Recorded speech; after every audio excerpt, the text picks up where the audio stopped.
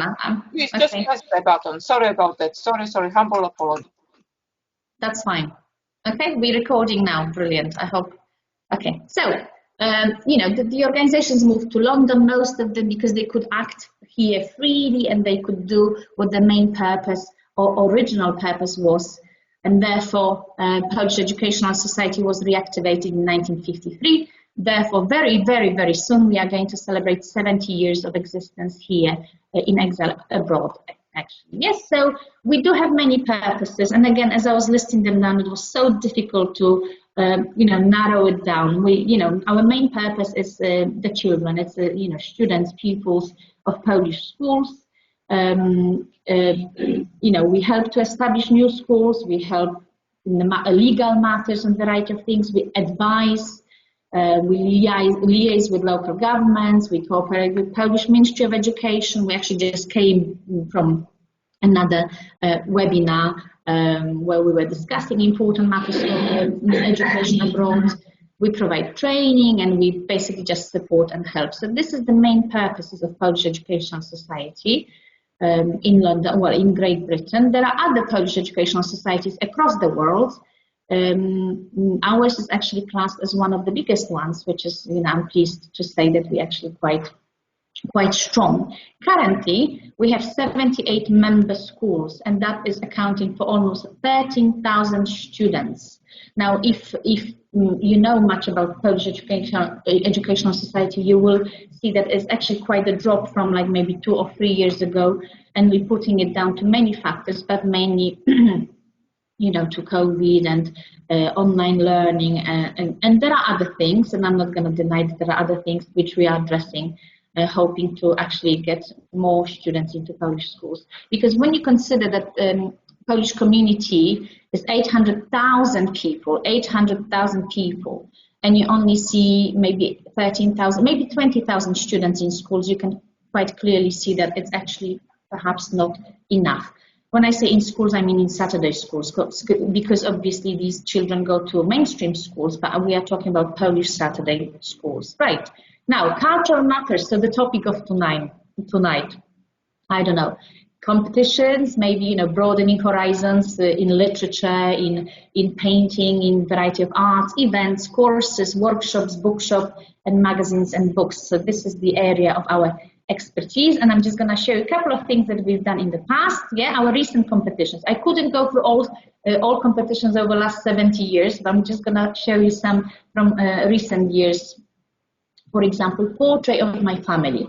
Why is it a cultural event? Because it links, you know, with variety of art. We have fantastic sponsors and patrons, and therefore, you know, we're asking students to paint. They paint like so. Look at these, you know, I think they are fantastic. And then at the end, we can see here, we've got a lovely picture of winners with Basia Hamilton, who is a well-known Polish person, ambassador of Polish in London. Yeah, she's an artist. She's a really well-known artist, and our sponsor here, by you know, who funded the presents for the children. So that's one of the competitions. Then we have this one is a very recent one. This was Polish tradition, for example, being also a cultural event. So painting or making Easter palm, Easter palm. So there you go. This is our palms, and this is our poster that we actually sent to students to advertise the event.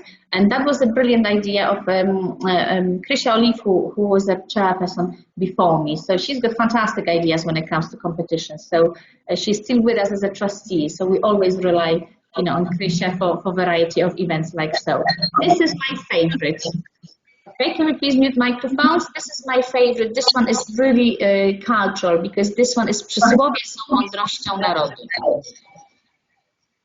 So when you think of przysłowie są mądrością narodu, so proverbs are the wisdom of any nation, and we ask children to paint something to do with proverbs, Polish proverbs, and this is what we got. This is the winner. This is the first prize. Look at this. This is just so absolutely brilliant. This is like a university challenge, and this one is that egg is wiser than a hen. That is, our Polish saying. So I think this one was really Brilliant. And again, this is also Krisha's idea, this competition. This was done for the day of multilingual or bilingual, I think it's sometime in March. And this one is coming up. And I really think this one is something that is much bigger than we expected it to be. This one is in cooperation with Basia Hamilton and Polish University abroad, and of course Polish Educational Society here.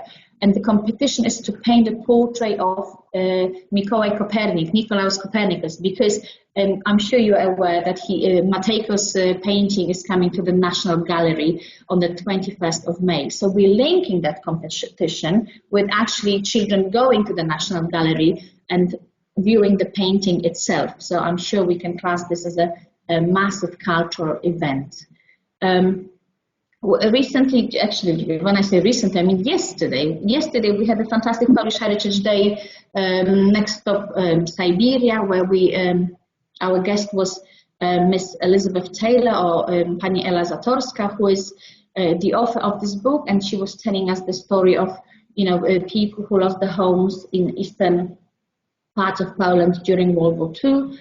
So again, linking not only history, not only survival, determination, but also actually book reading as a cultural event here. We hold many competitions, this one being a poetry competition. And on the 26th of September, we have Wierszowisko. Wierszowisko is a poetry competition where we have, this year we've got 37 schools, I think, that entered. And because it's our 10th edition, so our anniversary, massive edition, we're trying to really make it big. And there's some couple of pictures from previous years, and you've got a lovely poster which advertised the event. And it normally happens in the theatre in Płock. So Płock Theatre, it's full, it's packed, kids get drożdżówki, kids get donuts, whatever they want to get, and they most of all just have fun. And we have fun because they're really marvelous. And this year we also we are organizing, it hasn't happened yet, but we're in the process of organizing special workshops to prepare them for reciting, to kind of give them a little bit of a confidence, maybe make them better at what they are to achieve on stage, perhaps give them some sort of hints how to be better actors as such. So that was this is our really brilliant event. Every year we stick with this. And now that one, I had to show you this one because it will also give me a break from talking, but I almost finished, I promise. This is the event that took place, that will be about 3 years ago, 2.5 years ago. I'm counting back.